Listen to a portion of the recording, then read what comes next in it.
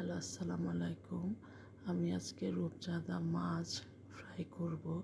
প্রথমে এগুলো ভালো করে ধুয়ে একটু করে কেটে নিয়েছি। তারপর এতে মরিচ, হলুদ, ধনে, জিরে, লবণ দিয়ে একটু ভালো করে মেখে নিব। তারপর কিছুক্ষণ ম্যারিনেট করে রাখব। তারপর একটি ফ্রাই প্যানে তেল দিয়ে এক এক করে মাছগুলো দিয়ে দিব।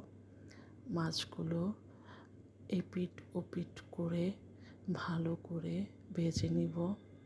মাছগুলো লাল লাল করে ভেজে উঠিয়ে নিব।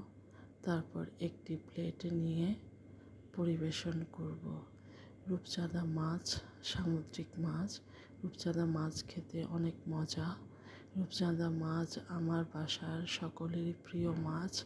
তাই আজকে আপনাদের সকলের সাথে রূপচাঁদা মাছের ফ্রাই শেয়ার করলাম। ধন্যবাদ।